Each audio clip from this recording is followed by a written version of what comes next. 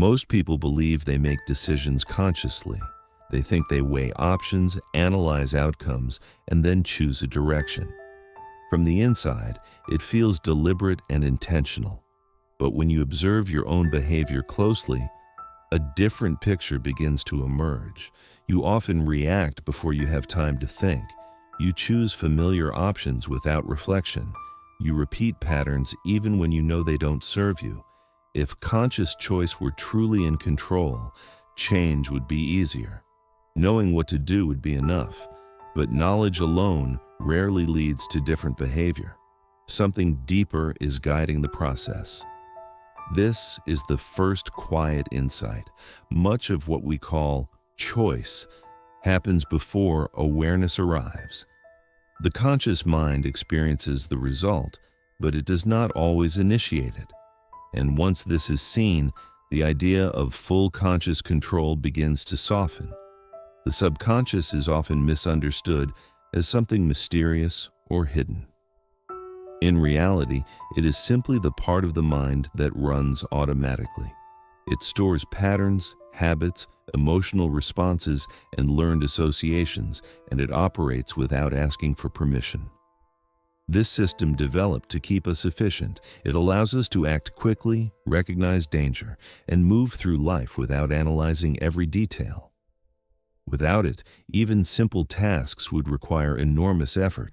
The subconscious does not think in words or logic. It works through feelings, impulses, and familiar patterns. It responds to what it has learned before, not to what we intend in the moment. Because it operates silently and constantly, it shapes behavior in ways we rarely notice. What feels like a personal choice is often the expression of an internal program that has been running for years.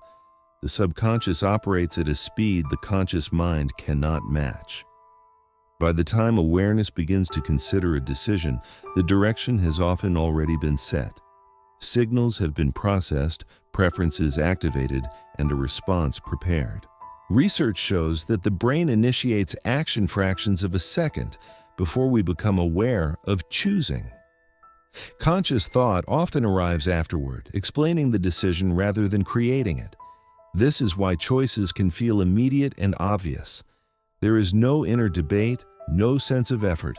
The decision simply appears. The conscious mind then takes credit, believing it was in control. Understanding this does not remove responsibility. It clarifies where influence actually begins. Decisions are shaped first by subconscious processes, with consciousness acting more as an observer and interpreter than a commander.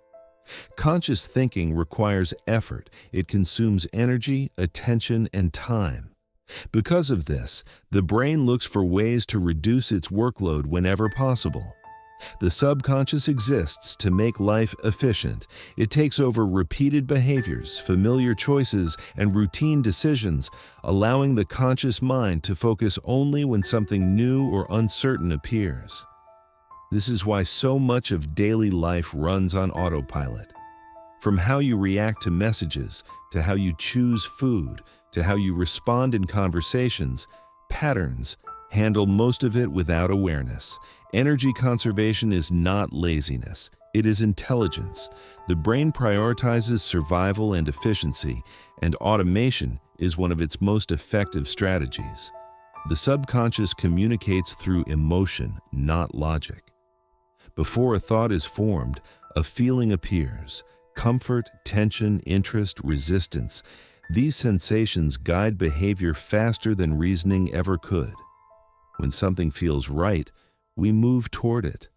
When something feels wrong, we pull away. Often we call this intuition or a gut feeling, but in many cases it is the subconscious evaluating a situation based on past experience. These emotional signals are not random, they are summaries. The subconscious has already compared the present moment with thousands of stored memories and patterns, and it delivers the result as a feeling. Because emotions arrive first, they often decide the outcome.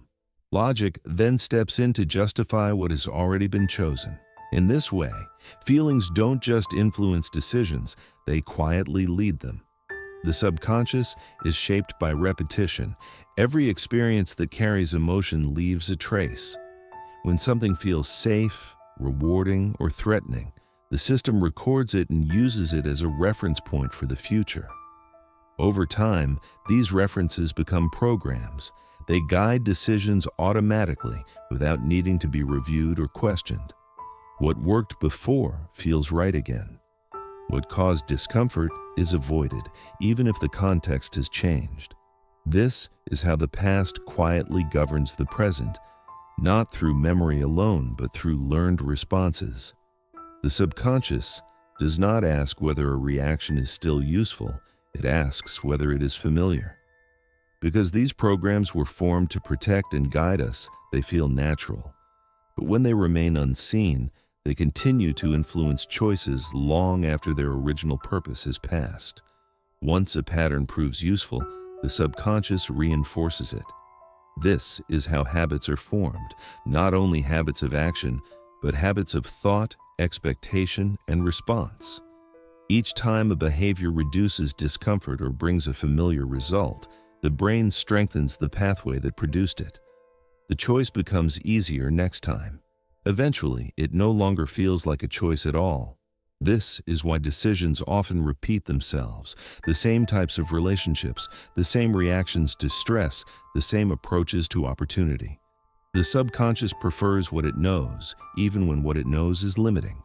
Habits create consistency, and consistency creates predictability. Without awareness, this predictability can feel like fate, even though it is simply the result of well-rehearsed internal patterns. The conscious mind often believes it is in control because it is aware of the outcome. You notice the decision, the action, the result, and it feels like you chose it. This creates a powerful illusion of authorship, but awareness does not equal control. In many cases, consciousness is informed after the direction has already been set. It experiences the decision as mine because it arrives with clarity, not because it initiated the process. The subconscious works quietly in the background, while the conscious mind narrates what is happening. It explains, justifies, and makes sense of choices that were shaped moments earlier. This illusion is not a flaw. It allows us to feel coherent and responsible. But until it is seen, it hides where most influence actually occurs, beneath the level of deliberate thought. The subconscious cannot be changed through force or instruction. It does not respond to arguments or commands. Telling yourself what you should do rarely alters what happens automatically. Influence begins with attention. When patterns are noticed, they start to loosen. When reactions are observed without judgment, space appears between impulse and action. That space is where change becomes possible. Repetition is key. New behaviors, environments, and emotional experiences slowly create new references. The subconscious learns through exposure, not intention. What is practiced becomes familiar. What becomes familiar begins to feel safe. This is why small, consistent shifts matter more than dramatic efforts. Over time, the system updates itself, not all at once, but gradually, replacing old programs with new ones that better reflect who you are now. The subconscious is not an enemy to overcome. It is a system designed to support life by making decisions quickly and efficiently. Without it, every moment would require conscious effort, but when its influence remains unseen, it quietly determines direction, not by choice, but by automation. Awareness does not remove the system, it brings it into view. As awareness grows, choice expands. You do not eliminate automatic patterns, but you gain the ability to reshape them. Over time, the autopilot begins to serve rather than steer. Understanding that the subconscious guides most decisions is not limiting, it is freeing. Because what can be seen can be influenced, and what can be influenced no longer controls the course unconsciously.